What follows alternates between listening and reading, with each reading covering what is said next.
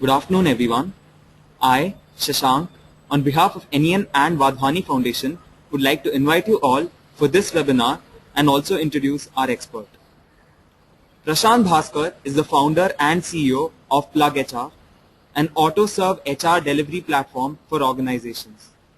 In just 40 months, it has a clientele of over 70 companies in 11 Indian cities and Singapore, and is rapidly gaining the tag of being the most innovative workplace creator in Asia. He began his career in the field of marketing after studying physics at graduate school. As the vice president, he has headed the Western Indian section of jobsahead.com before serving as the country manager for IT People India Limited. Prashant has earned many accolades in his entrepreneurial journey, with the nomination for the Red Herring 100 Asia Award and the Best Startup Award by Silicon India being a few. Before I hand over the floor to Prashant, here are a few reminders for the audience. You will all be on mute. You may ask a question by typing in the panel provided. Over to you, Prashant. Thank you very much, Shashank. Thanks for the kind introduction. So, PlugHR has been around for 6 years. And so most of my learning on team management, motivation comes hands-on from what we did at PlugHR.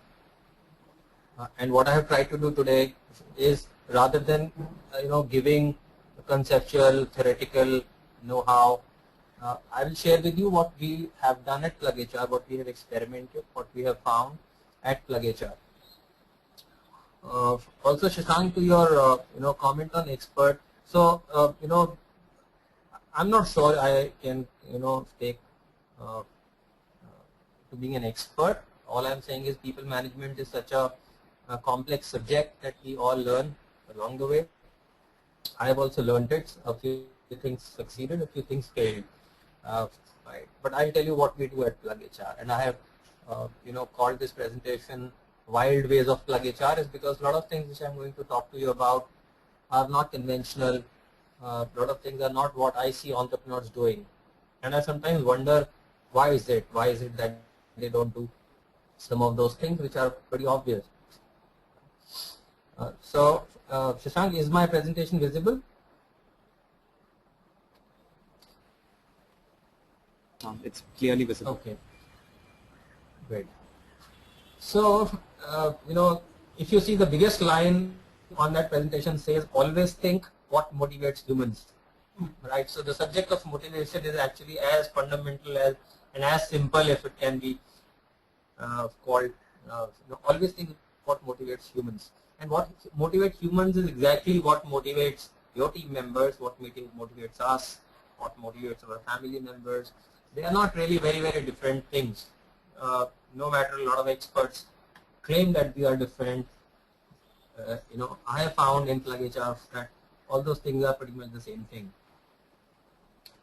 So let's find out what are these wild ways of PlugHR that we are talking about. So organized versus dumb. Yeah, so one of the key things in PlugHR that is specific is that we don't have enough policies. Now, of course, we write policies for a lot of client companies and a lot of environments where we believe, okay, policies are going to add that value. But trust me, my experiment in PlugHR says that it's not your policies which run your organization. And so I can say that PlugHR, we are not policed enough. We hardly have policies for things, and we fight it out. So what happens when policies are not there? People will fight out, will argue, will talk more, right? But I think that's not a bad thing. People talking, people arguing, fighting it out, it's not necessarily the bad thing. And if you had policies for everything and every question was already answered in a book somewhere on a manual, just visualize that organization where people come in and they have no topic, nothing, they don't talk about each other, they don't query each other, anything. For whatever they want to know, there is a page number on a specific manual, they can go and read. How boring would that be? Will that motivate? That won't motivate, right? People like to talk. So I'll go back to the same line which I said, what motivates people? Think what motivates humans. Does staying silent, not talking to people, motivates people? No, it doesn't, right? We all like to talk. So, like I said, you could grow up without a manual. You could grow up. You could do things. You could learn it along the way. You could learn all the things by actually just watching other people do it or watching movies, right? But now what happens is when you join an organization, suddenly I wonder where all that brightness goes. In a college, you could figure out everything without a manual. You could figure out how to manage attendance. You could figure out how to cover for lost notes, how to get sample question papers of last 20 years, etc., etc., and could manage all that, right? But so what happens when you enter an organization? Why do you need a manual for figuring out smallest of things? Right? We didn't have manuals. We don't have any manuals at PlugHR. It didn't affect anyone. But what happens is that employers, play along. So there are so many entrepreneurs who are worried about that they don't have policy. They meet me at various events, etc., and they say, "Listen, we need HR." And when I ask them why is it that you need HR, they say we don't have policies in place, right? So trust me, none of your employees are really worried about policies not being in place. If they need something, they'll ask you. This is most relevant from even early stage companies. Early stage companies actually waste a lot of their resources and money and time, etc., and attention, writing manuals, policies, etc., whatever, in trying to ape practices of large corporations, whereas large corporations and early stage companies are very, very different entities. So, you play by your rules and not really chase what works in large corporations. Yeah, so that's organized versus dumping.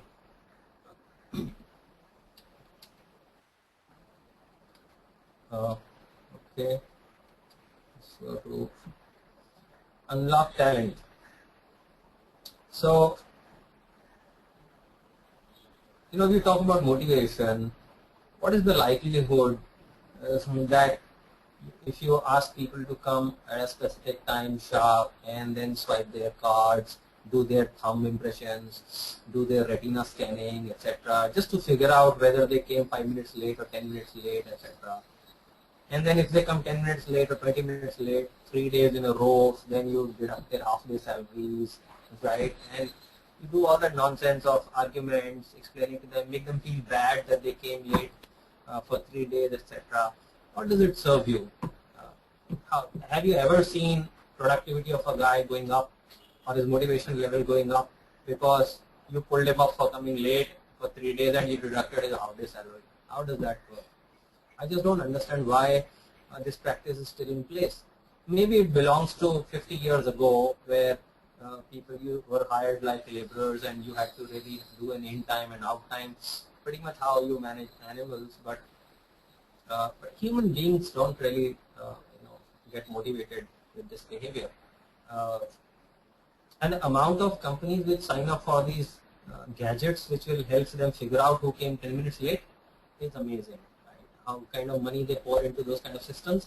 If rather than spending on that, if they had just taken care of maybe food or breakfast or lunch for people at work, it will motivate more. So before you install your attendance measurement system, install your pantry first, right? Because if people are more likely to be motivated by eating rather than figuring out that they came in 10 minutes late. Of course, there's a theory about how this can impact organization, etc., etc. My experiment with PlugHR is we never cared about attendance. We never cared about who came at what time. They are not time-bound employees for me, right? They're building the company. So when they wake up, PlugHR is on their mind. And I don't wait till 9:30 or 10 o'clock or office time to begin to call them if I need to call them, right? If I am sure that they would be woken up, I call them. And it continues till the time I know that they wouldn't be sleeping, I can call them. So if I expect that kind of connectedness, then my office isn't in the walls, right? So I don't need to call a specific set of cubicle in office, and then when people enter there, then they are at work, and when people exit from there, then they are off work. In PlugHR, nobody is off work ever, right? So you might be sleeping, you still belong to PlugHR, right? So that's how it works. It saved us a lot of hassle, not measuring attendance, etc. Another very important change we did to our policies was we moved to unlimited leaves policy, right? Where we said we don't want to keep counting how much leaves you're taking, because we believe that when you take leave, you need that leave. That's why you take it, for whatever reason. You had to attend a wedding, you had to go to a friend's wedding, you had to go on a vacation with your kids, whatever might be reason, right? There's a reason why you take leave. And so we don't want to keep counting it, because if you need it, you will anyway take it. And only thing I can do is not pay you for those 2 days and 3 days that your quota had got over and you had to take that leave because you needed it. Again, how foolish as an employer would be on my part, that I know that you needed those leaves and your work was important to you, you had to go away, and still I am worried about saving that 3 days money. If I have already hired you, I have budgeted for your cost for the whole year, right? What do I gain by deducting those 3 days salary? Where does it add? Am I worried about that? Is that my earning? So these are things entrepreneurs do. They're silly, very, very foolish. They just demotivate people, and there's no upside of any of these activities. Yeah. So what we do is typically, even if you want to know who has come to work, who is working from where, we just ask them, are you at work?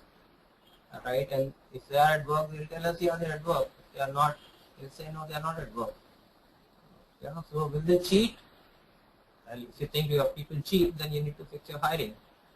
Yeah, because what's the point having a bad hiring process and then hiring all the cheats and then writing all the policies and then putting those scanners, radars, all kind of gadgetries? I mean, which business are you in? So we need to just relook at how can we unlock talent. Now, talent is not in people's bodies. Talent is in people's minds. So how do you connect their mind to the workplace? How do you connect their minds to your goals? How do you make sure that they are liking? Because at any moment, if they are feeling good, if they are feeling good about themselves, if they are feeling good about things around, if they're fed, if they're not hungry, and if they're not feeling too hot or too cold, if they're feeling nice about themselves, there's a high chance they will be in a motivated state. Right? But if they are hungry, if their money has been deducted, if they're concerned on their mind, why will they be motivated, right? In the first place. So these are very simple things actually, not really complicated. This is not HR, this is just simple common sense. So you need to unlock the talent which you have hired. You hired bodies, they've got minds. The challenge is how do you unlock their minds? How do you assure them that you value them and you hired them for their talent and you trust them. So I think that's important. So if you say you trust them and then you basically are doing the retina scan thing, it doesn't add up. So that's about unlocking talent. I'll move to a more deeper connect. Once you have achieved those basics, like you have thrown away all those manual stuff and you have started trusting people and you don't do all that gatekeeping, then you can move to a slightly deeper area, which basically is about connecting with the purpose. Yeah, and so what's the purpose of the organization and what are the goals of the organization, and are those people that you're hiring, are they connected deep with the game? So do they understand your business well? Do they understand the rationale behind the goals that you have set for yourself and the whole team? And do they sense a winner there? So if I take a team on a Himalayan journey and I tell them, listen, we will start walking from Mumbai because we want to do a trek in Himalayas, right?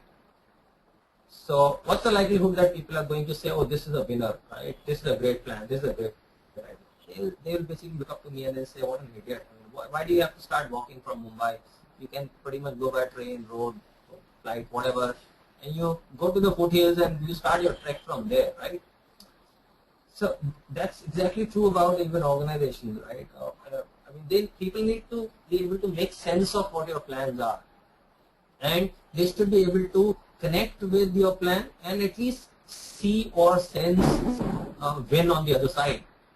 If they think that your plans are too stupid, too out of a place, out of sync, there's unlikelihood that they're going to connect with it. Now you may not have a plan. If you don't have a plan, then have your dream ready, because you can turn your dream into a verbalized plan and talk about it to people, so that at least they have a visualization of what you're going after. Right?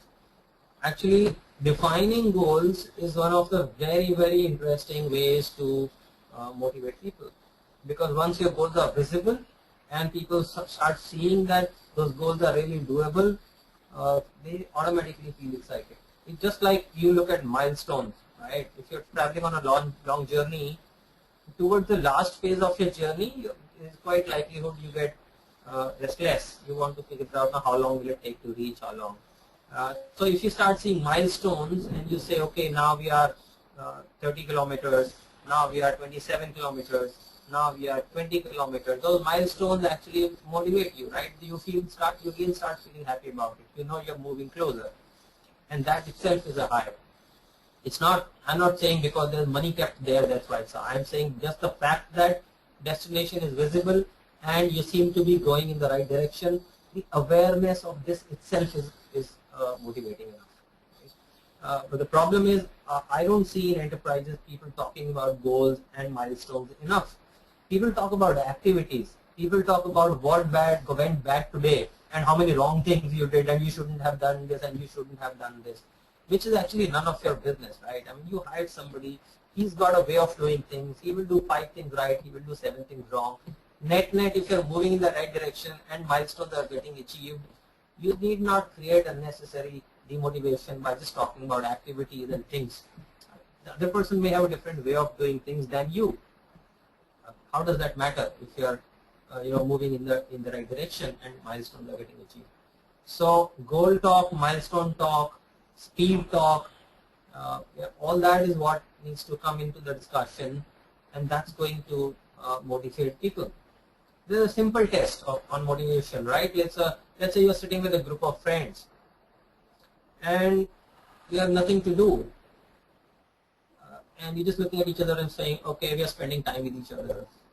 After a while, you will feel that everyone will look like dumb, bored, low, demotivated. Now suddenly if somebody gets up and says, okay, let's do one thing, let's go to the next place right now. Right? Let's go, and so let's talk about, let's say, Juhu Beach, right? I'm sitting in Mumbai, so I'll take that example. I'll say, okay, I'm sitting with a group of friends and I say, guys, let's go to Juhu Beach, play a game of Coco and come back. Right? Suddenly you have created a goal and you have created a visualization of that goal, and now this whole team actually can see it, and so people will start talking about it. Either they will say that, okay, let's go, or they will say, oh no, we can't do it today, this is the issue, that is the issue, but you're moving in a direction, the whole discussion is moving in a direction, right? That's exactly what your goals milestone does. The more clearer they are,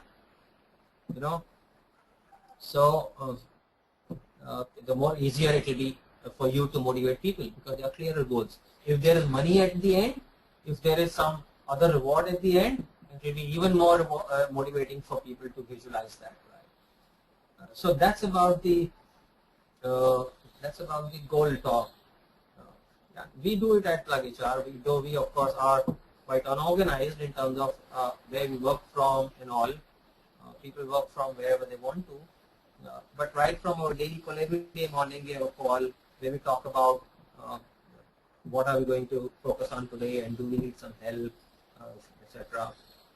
Right? So there are clear dashboards which come. There are small SMSs, very simple SMSs which come in the evening, which are just numbers, and by just reading those, we are moving in that direction. So if there are 5 key agendas we had decided for this month, just by seeing that SMS, I know where we are against that goal, and that's all I need to know.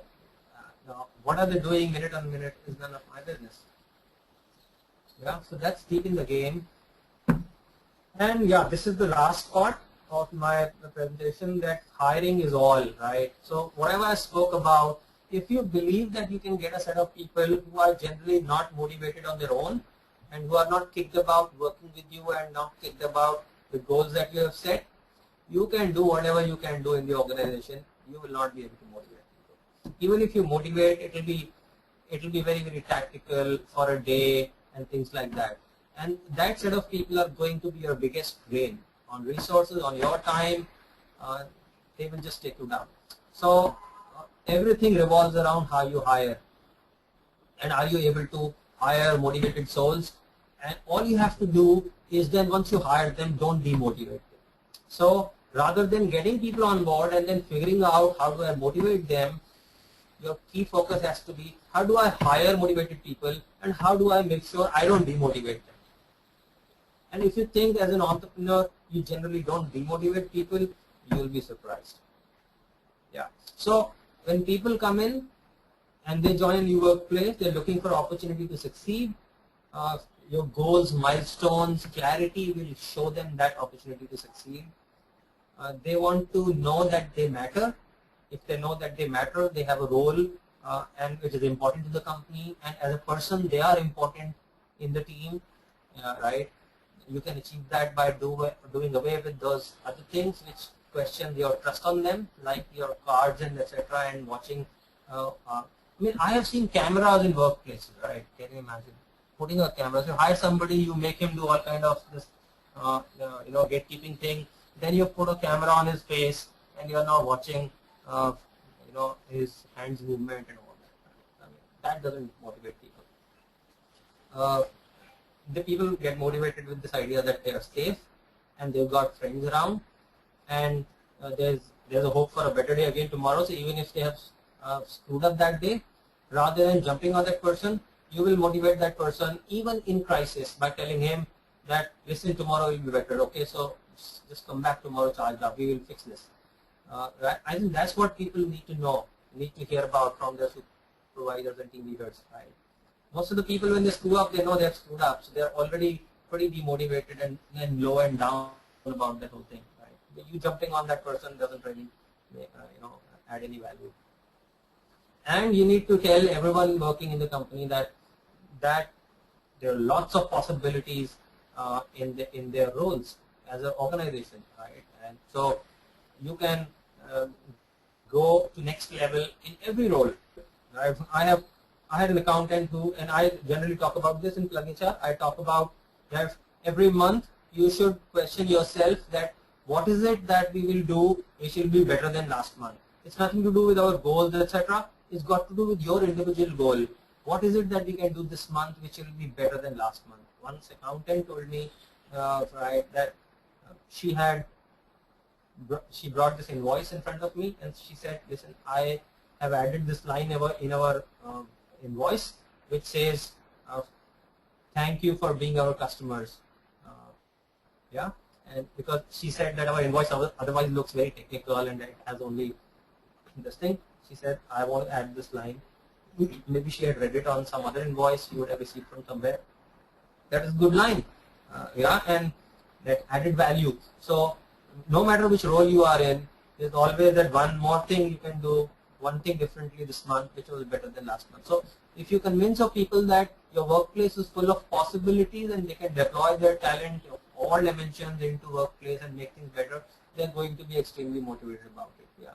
So that's what I said. Net treat them as humans. All humans feel happy and motivated when they are trusted, when they have freedom, when they think they are valued, right? Yeah, and when they see that there's hope and there are goals and we are on the winning game. It's as simple as that.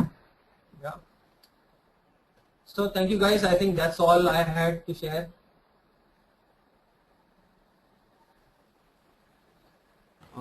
Let's begin with the question and answer round now. Mr. Prakash, am I audible? Mr. Prashant? Yeah, okay. The first question for you is from Anand Kumar. He says he has a company which can hire employees only on a short-term basis. Now, since the employees know this, they are not so motivated to work for him. So his question is how to motivate them so that they work well within the short period of time that they are working for him, and also to make them work for him with interest for more time. So there are two things which come out. One is that's a short-term assignment, right? But there's also an expectation that they will work for more months, right? So if they have to work for more months, then how much more it will be? Right? Will it become a full-time regular assignment, or so? Is there a migration from people who work short duration to then becoming long duration or full-time employees, or does it remain just short-term only? Because if it remains just short-term project, I'm not saying that people are not going to be, there's no way to motivate them, but you can't motivate them, of course, from a perspective of career building, because they, of course, know that they're not building a career there. Then all your motivation has to revolve around how well they do that project and what's at the end of the project, right? So if end of the project they get good money, right, or they get certificates, they get recognition, they get strong recommendations from you on their LinkedIn profiles, etc. Right. So there has to be some takeaway which is exciting from that for them at the end of the project, right? And so just like interns, right? I mean, interns work for 2 months and 3 months, and their motivation is that they are learning, they get those certificates, which improves their chances of getting employment. That's true, and sometimes they get interesting stipends, which is also useful. So you need to figure out what's in it for them. But at a operational level, right? Whether it's a part-time professional or whether it's a full-time professional, right? The way you create a workplace and what you do with people throughout the day, that plays an important role. Right? There's small things like provision for food, right? Provision for some easy space, free time where people can talk, people can share thoughts, and and can spend some easy time rather than being at stress all along. Maybe for short-term people, the value you can add as an entrepreneur is by spending time with them and sharing learning values, skills, which they will be able to use in their next assignment somewhere. So in my mind, it's engagement of an entrepreneur with some of the staff members is of high value, especially in short term, because they know they are in a short term project and they'll go away after that. The next question, Prashant, is from Dayanidhi. You mentioned in the presentation that the best way to, have a motivated team is by hiring a motivated employee. He wants to know some tips, which you can tell in the interview itself, as in whether the person is motivated or not. Yeah, so it's a difficult thing. Yeah? I wish I knew there was a way to just find it all out at interview stages, because interviews are quite a made up events.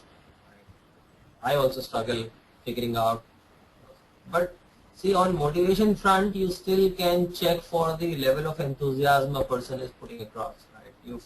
Some of it gets evident from, let's say, if the person has done homework before coming over. So I meet people who have gone through my site in and out, right, and they have read about us, they have seen a couple of our videos, so they have read our blogs, and then they meet me, and then they are talking to me, they talk about some of those things, and they have an opinion on that, right? So they are participating, they are actively engaged. So I think one of the things to look out for during interview is active engagement.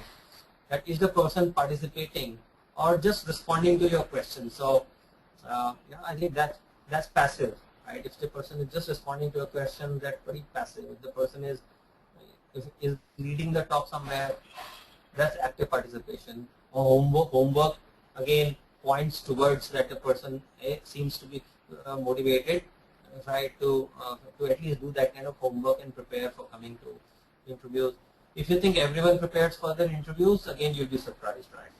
People will just land up and they have not even seen your website. So if they have not even seen your website, etc., just end the interview, pay for coffee, let them go, because you'll be wasting another, no matter what the person said. So if you just called that person 1 hour ago and then he was in office and then you called and the person turned up, that's okay, give it to that person. But you schedule the interview in advance, a day before, and somebody's turning up without going through a website, just don't waste your time. So preparedness is one. Again, you can check how the conversation moves, right? If the person is again getting deeper into how the whole thing works. Yeah. So motivation, the other side is inquisitiveness, right? People who are motivated have the motivation to ask questions, and they will want to know more. So curiosity and inquisitiveness also reflects that the person is at least motivated to the extent that if that person wants to know something, will take an initiative, right? I mean, that's the only link you want to look for, that if the person wants to do something, he will do it. Because if the person wants to and still will not initiate, that's basically a demotivated candidate. So he just wants, but he will not take initiative. So you have to look for that. That is the person getting into details, all that.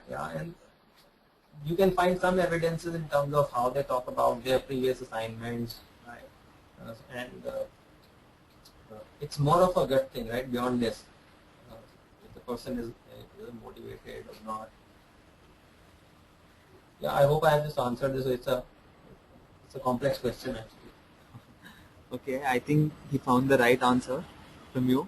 The next one is from Nidhi Agarwal.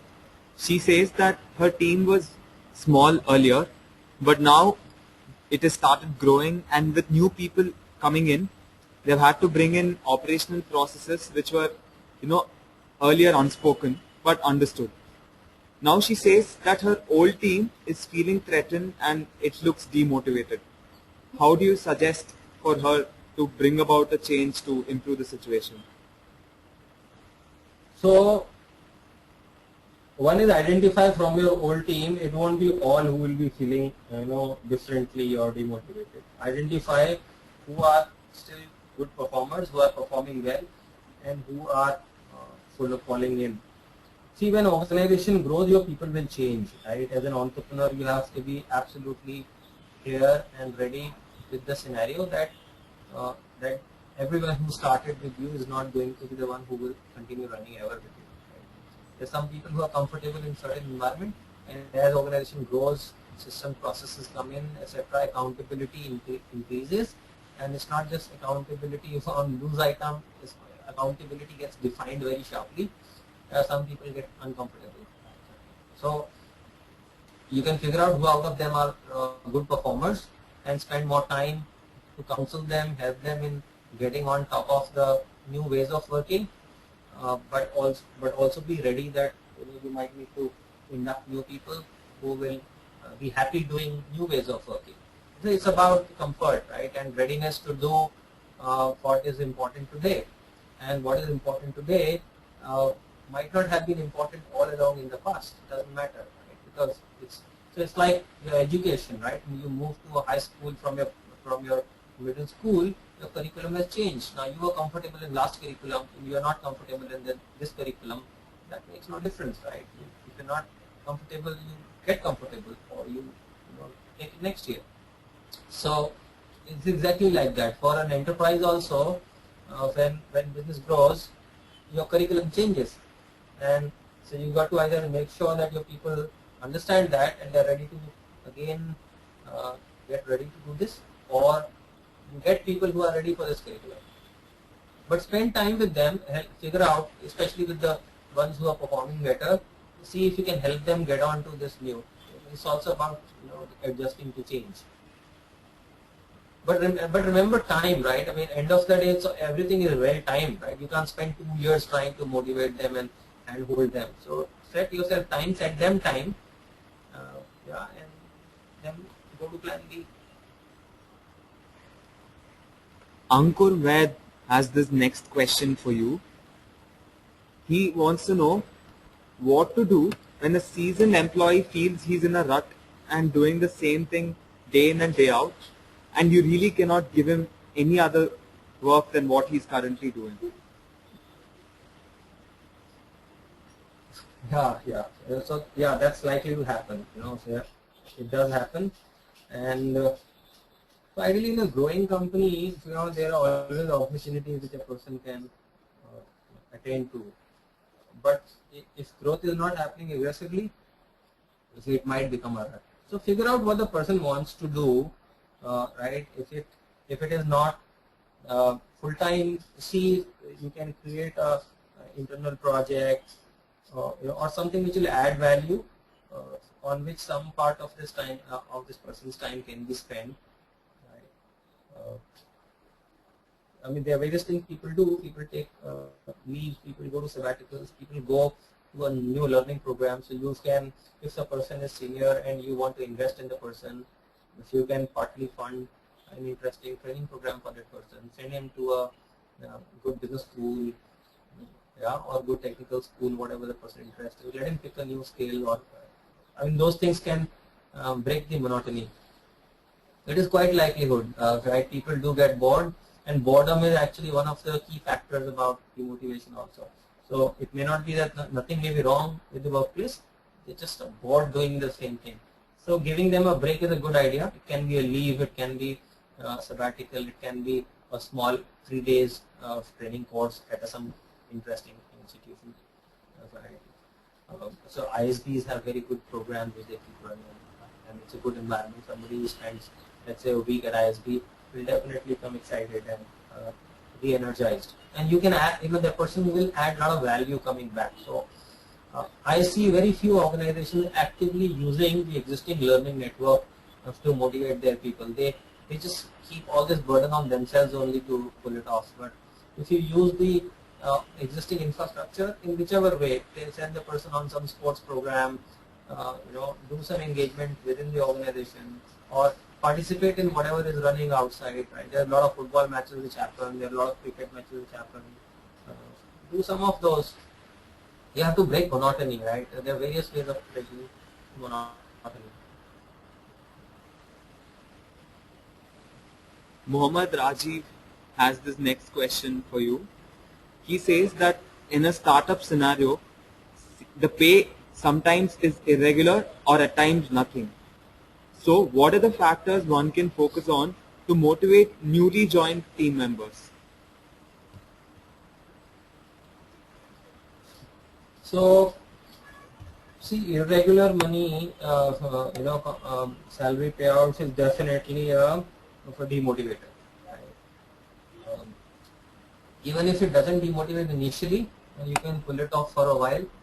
Eventually, it will start demotivating people because people have dependencies, right, etc.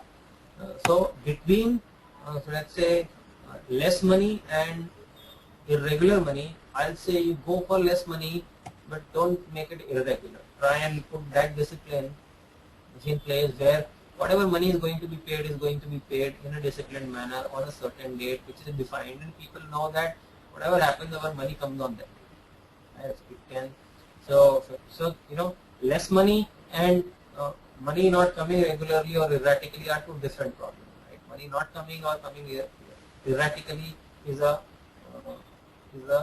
bigger problem, and it also points to your inability to plan and provide, right? Because as an employer, you are a provider as well, right? And so, I think that's what you should try out for. Now, of course, if money is very, very limited and those irregularities have to happen, you will of course need to look at how to fund your venture, right? So it's there's no easy way out of this. When you employ someone, they have expectations. Whatever you have said, or bootstrap, right? Bootstrap, if you are in a office, etc., figure out a way how do you, cut costs and pay people, because salary is one of the very sensitive areas for people. If you don't pay the salary, your talks can pull off maybe 1 month, 2 months. After that, it will start affecting.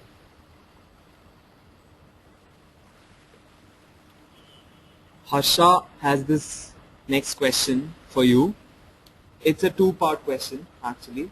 The first one is having a scheme like employee of the month a motivation factor in the workplace? And if yes, can it be done without monitoring their work, attendance, timing, etc., which can also be a demotivating factor? So, the employee of a month, etc., are very, very superficial ways. I don't know why will they ever motivate anyone, right? Because in fact, when you say one is the employee of the month, actually you have all employees of the month are employees of the month. So I don't know, employers do this, and I'm surprised that employees end up buying it. Yeah, everyone knows that it's a fraud process. Turn by turn, everyone will be employee of the month. So if it's your turn this month, the next month somebody else's turn, and the third day somebody else's turn. Now you made somebody employee of the month. Now after that he screwed up 3 days on something else. Now you're jumping on that person. All this doesn't add up. Right? So rather than doing employee of the month, I think what is a better idea is to again focus on goals. Right? You focus on goals and celebrate achievement of goals. So don't say employee of the month. Say the guy who cracked this. Right? The guy who cracked this. Somebody who reached here first. Somebody who did this, and so you do those things. By doing this thing, what you also end up doing is you start bringing visibility again on the goals, right? Because the whole objective is goals. So he came late 3 days, doesn't matter, right? If he is achieving his goals, you celebrate that goals. Don't let it go under the carpet because of his late thing and whatever. So celebrate goals, celebrate achievements, and try and make sure that it is not such a celebration which only one person will win. Make it broad based, right? So everyone can win. So if people, let's say, we will celebrate all those who achieve their quarter goals 1 week before the quarter end. So that's a winners club, right? So you say there is a winners club. Who will get into the winner? Not one winner. Anybody who completes their quarterly goals 1 week before the end of the quarter. They will all form part of it. So it's open to everyone. So theoretically, everyone in the company can actually achieve their goals one week before the quarter, and everyone can be a winner. So that's an interesting way to run it, right? So it shouldn't be where one person will get it and others lose it. So if one person became employee of the month and you have 30 people in the company, 29 are now not the employee of the month. That's not the way it's done. Yeah, so create opportunity, create multiple things, celebrate a lot of things all around goals in such a way that everyone can win. We'll be taking the last two questions for the day. The penultimate one is from Bharat. He wants to know from you whether money is the best motivator at the workplace.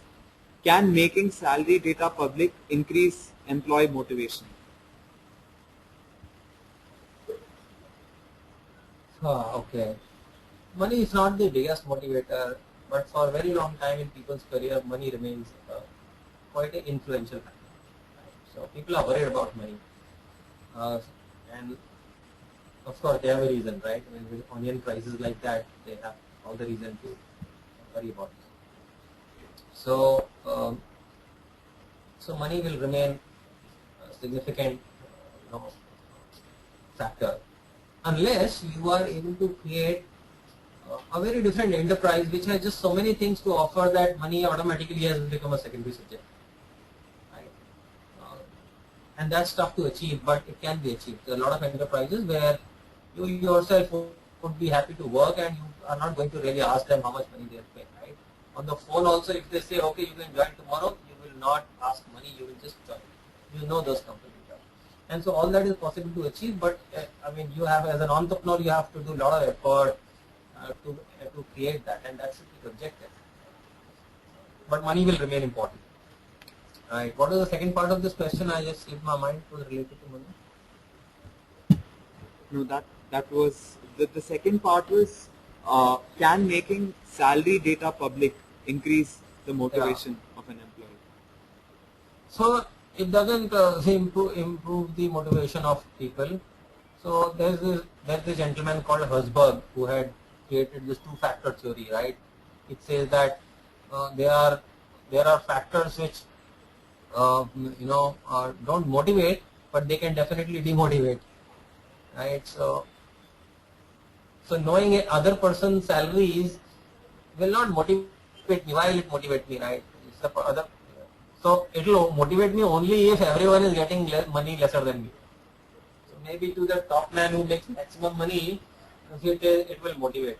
But in current market scenario, actually it will not even motivate. The top guy will actually get threatened only, right? And the guy who is getting paid less will anyway not go home motivated. So it doesn't motivate. So if you have not made till now it public, then I mean by just making it public, you will have too many demotivated people and very few motivated people, because generally in an organization few people get a lot of money and there are a lot of people who get less money. That's the pyramid structure. So you have a lot of unhappy people. So if you're not open till now, don't go and open it right now. That's not a great step. But if you're starting up early, there's a new startup and all that, and then as a beginning, if you want to just keep this culture open where you don't have to, so see, it need not be organized. You don't have to paste the people's salaries levels on notice boards and things like that. But you don't need to make it confidential also. Just as I said, people talking salary with each other, right? Let it be. That anyway they will talk. So even if you don't make it public, your salaries are anyway public anyways, right? People know everyone's salary, whether you have made it public or not. It doesn't matter. So the final question for the day, as an entrepreneur, what are the common mistakes one can make in trying hard to motivating a team? So one mistake you can do is you can overlook goals, and in your excitement to build a great workplace and happy workplace and all that, and you start doing all the other things, and you start making those employees of some months and employees for everything without really bringing attention to goals. What needs to be celebrated in an enterprise is the achievement of goals, right? That is the common objective. If goals are not getting met, then it's a worry for everyone, and everyone should be worried about it. I think that is very, very essential, when you start building the company. What is of prime importance is the goal, right? Everything else is secondary.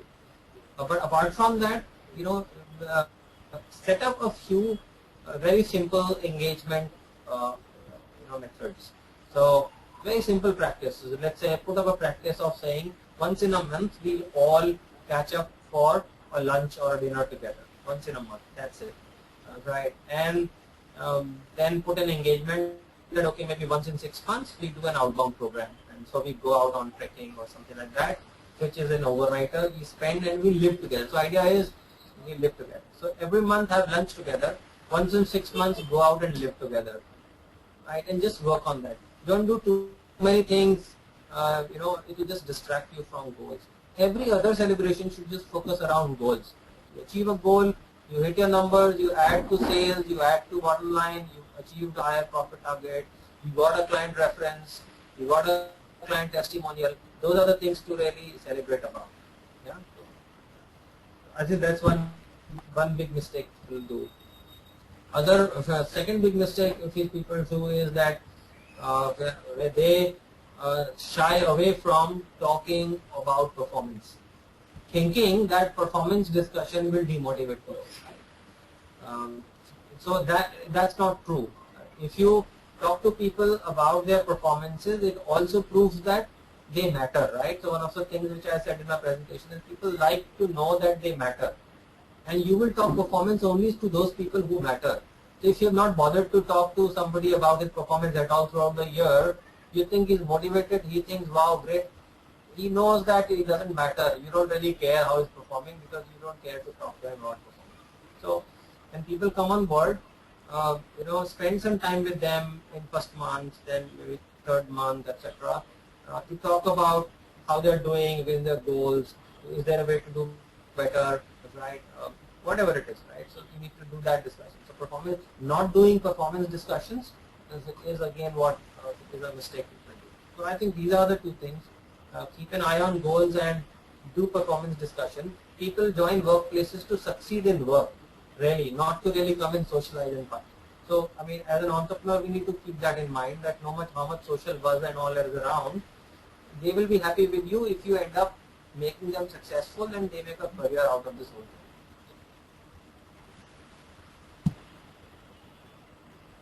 Thank you very much, Prashant, for that interesting session. Thank you to all our attendees for participating in the webinar. If you found the session interesting, tweet at @NEN India.